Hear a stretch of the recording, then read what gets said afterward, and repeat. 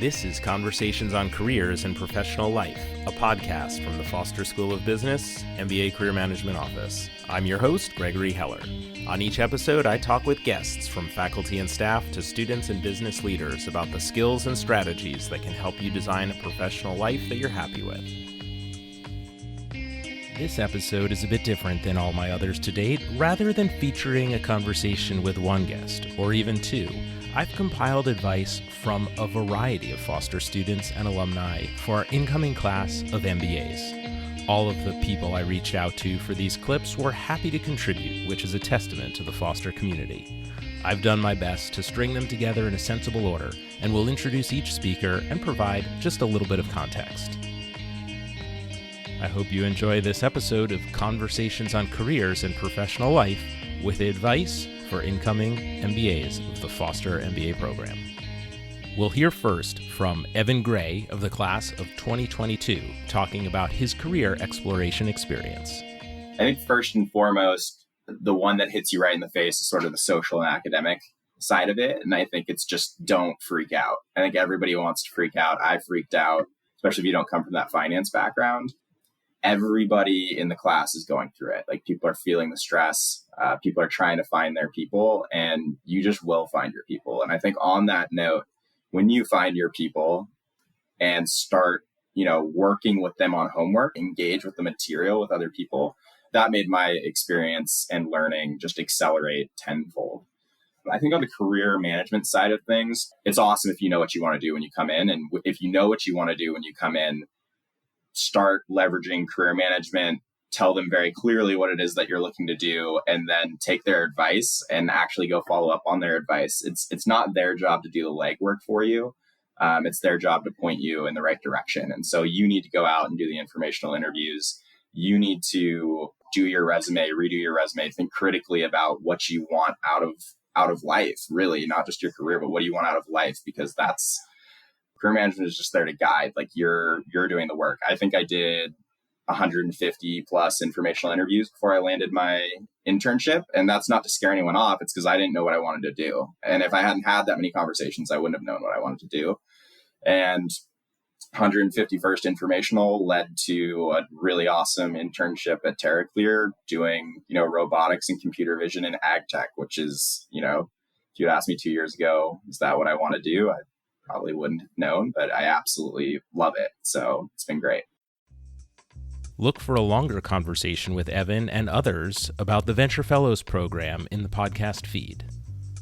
Next, we'll hear from Rachel Hester from the class of 2018. She'll talk about the unique opportunity to explore and pivot presented by the MBA experience. Take advantage of this time, this 2 years off, to explore your interests, your professional interests, right? This is a time where you can deviate from plans, you can pivot plans, like try things out, get any experience that, you have an itch about that you find really interesting. Go out and find the independent study that works for you. Go do a case competition in the area that you find interesting. Join a club for the area that you find interesting, right? Like, I think just get that experience now, and like your path will start to reveal itself. Or if you're one of those people who's just like, I know exactly what I want to do, but then you get into it and you're like, actually, I don't know if this is what I wanted. Like, it's okay. You can pivot. Now is the time to do that. You have this kind of magical 2 years coming out of the MBA program. You have this, I would say, almost like once in a lifetime opportunity to make a hard pivot in your career. And recruiters are okay with that. People coming out of the MBA, they expect them to make hard pivots. That doesn't happen again. So take advantage of this time to really get yourself on the path that you want to be on. I also have a longer conversation with Rachel about how she pursued her career in sustainability finance at Nike. Look for it in the podcast feed or on conversationsoncareers.com. Melissa Young, also from the class of 2018, offers a reflection that is a little bit on the other side of the coin from Rachel's. Let's listen.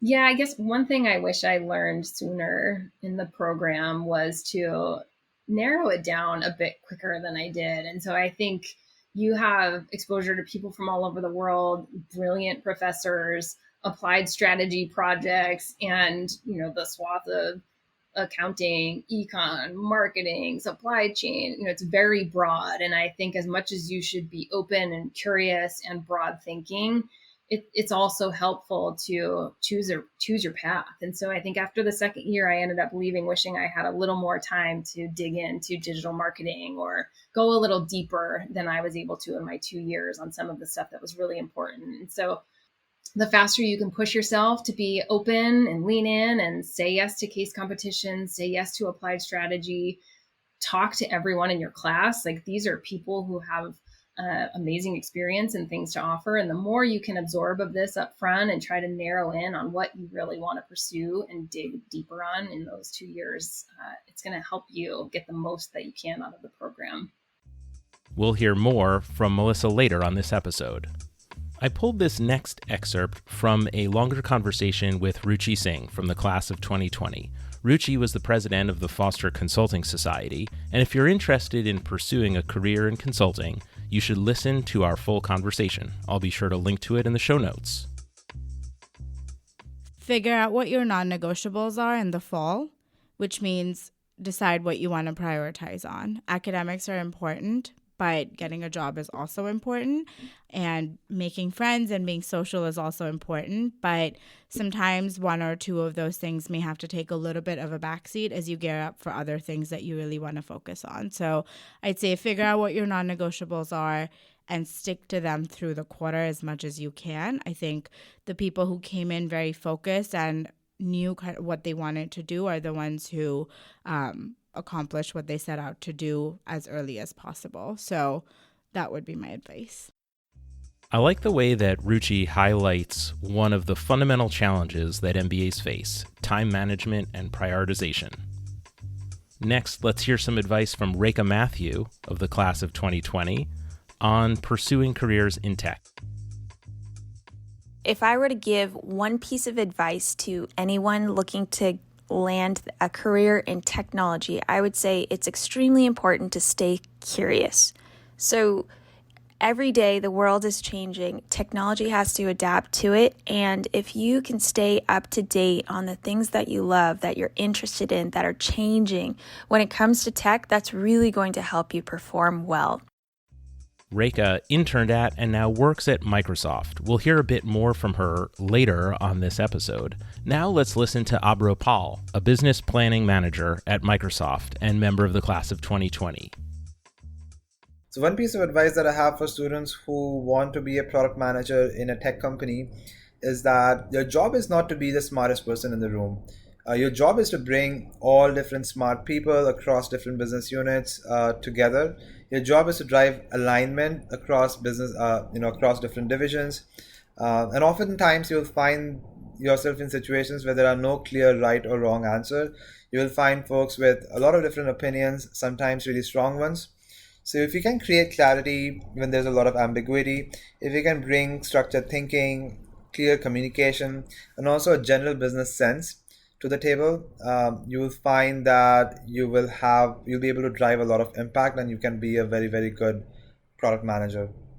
Now, before my MBA journey, one thing that I'd really known was that you don't really need technical skills in order to become a good product manager. So in my experience, I have learned that you only need to understand technology to the extent that allows you to have good conversations with your engineering counterparts. So your role here is to shape business strategy, scale the business, land new customers. So the PM role also allows you to bring together all the different lessons that you would take in marketing, microeconomics, finance, strategy. So these are the things that I did not really know before I started my MBA program. Sticking with advice from students working in tech, Jessica Hatz has some advice for students thinking about product marketing. Jessica is a graduate in the class of 2021 and works at VMware. If you want to be a product marketing manager in the tech industry, you must be able to showcase your ability to learn quickly and collaborate effectively across teams and functions. The tech space is vast and ever evolving, which I'm sure you know, so you'll need to stay up to speed, and being a quick learner is imperative. Additionally, product marketing doesn't sit in a silo. You're going to be working with a variety of colleagues across teams, partners, customers, analysts, and even more stakeholders. You need to be willing to continuously learn and adapt as your product and market change, all while managing relationships along the way. Shifting gears a little, let's hear from Devin Doyle, a class of 2021 graduate, about the importance of networking when pursuing a career in consulting. Devin interned at Accenture and accepted a full-time role with the firm after graduating. Consulting is a people business, and the higher up that you rise in the ranks, the more you're expected to use people skills to help the firm, get and retain their clients. So, and I know there's a lot of hesitation around networking, but there are a few pointers that I like to keep in mind when I think about networking, things that help me, reframe the concept for myself. The first is that it's very natural. I mean, it's part of the game, basically. Also, networking is mutual, especially in the recruiting process for consulting. These firms are just as excited to learn about you as you are, to kind of make a good impression on them. But a note on that, you're not trying to quite impress them. You're trying to build a relationship. So being able to articulate your story, ask unique questions, and have a reciprocal conversation is super important. It helps, to think about it as being a mutual experience where both sides want to foster a really great relationship.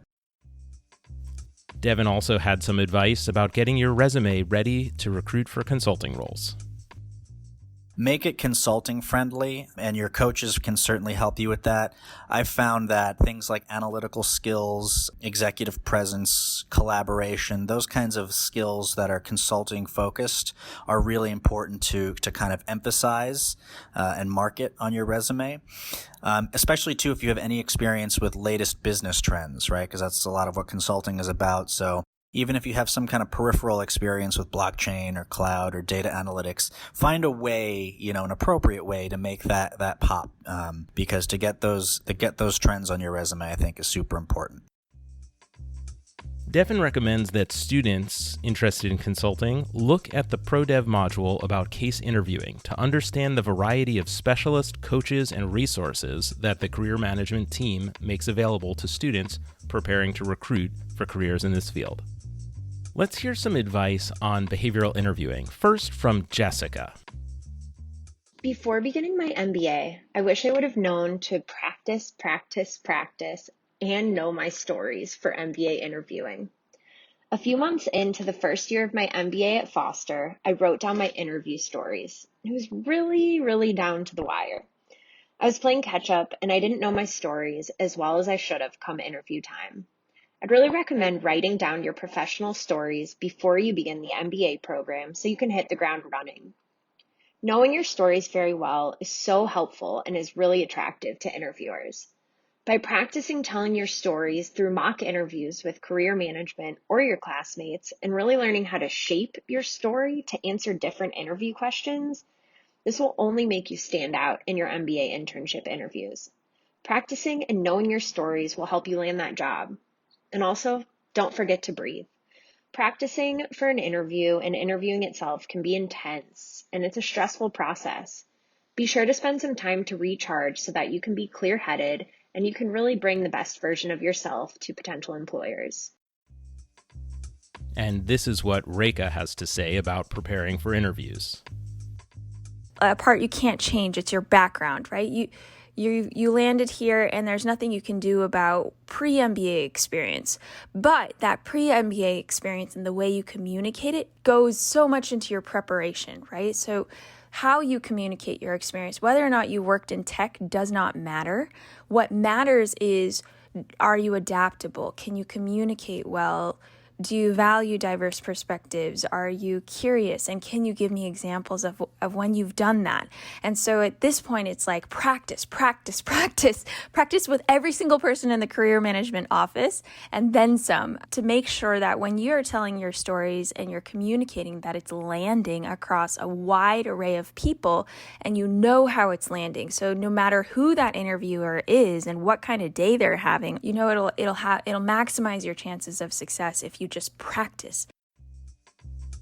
Mallory Monsma of the class of 2020 has a piece of advice about a part of the interview that many candidates often don't pay enough attention to. One thing that I wish I had thought about sooner going into my MBA interview prep is the importance of having really good questions for your interviewer. There were times where there would be 45 minutes allotted for an interview, and their questions ended after 15 minutes, and the rest I was told was my time. So I think it's really important ahead of time to think about, what do I want to get out of this interview? What are the burning questions that I have about this company, this role, this market? Maybe questions about my interviewer, asking, well, what's your career trajectory been, or what do you like about this space? And really being able to turn it into a conversation in that manner.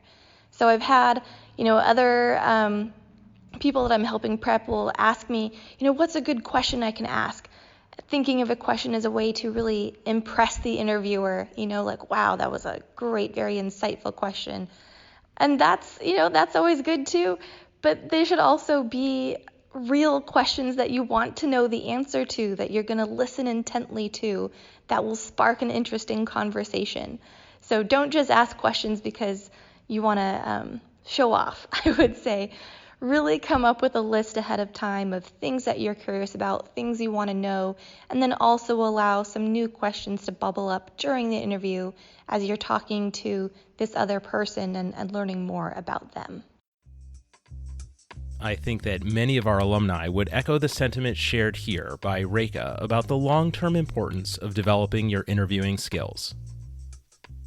I would say this interview preparation is a skill, and it's a skill that will help you for the rest of your career. You should practice it. You will hone it, build the foundation while you're in the MBA, and you will continuously use it, especially in a tech career. Let's close out this episode with some advice from Melissa Young, talking about the opportunity the MBA affords to build a powerful network and community. I think this echoes the message Evan Gray shared at the top about finding your people. Yeah, I think one of the biggest benefits of the MBA program is being able to build an incredible network in such a short amount of time. And so during my 2 years, I met people who went on to work at Microsoft and Amazon, Starbucks, BCG, T-Mobile, all of the desirable companies around Seattle. And these are people who are just a text message away. We still meet up for birthdays.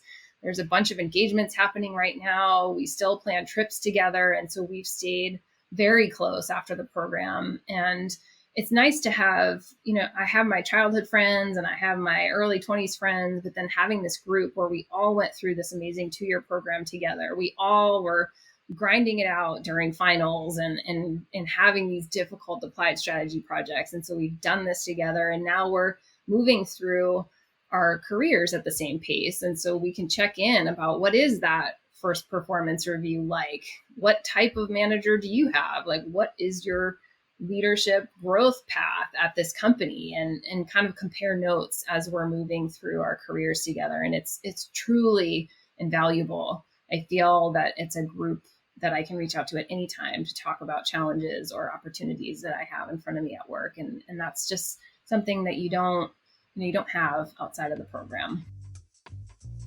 Look for a full episode featuring my conversation with Melissa in the podcast feed or at conversationsoncareers.com, where you can find episodes, links to subscribe, and full show notes with references and resources. I want to thank all the people I featured on this episode of Conversations on Careers and Professional Life for taking the time to offer advice to Foster's incoming class of MBAs. Thank you, Evan, Rachel, Melissa, Ruchi, Rekha, Devin, Abhro, Jessica, and Mallory. Thank you for listening to another episode of Conversations on Careers and Professional Life. I'd love to hear what you think about the podcast. You can email me at gheller@uw.edu. And if you've enjoyed this episode, please share it with a friend or classmate.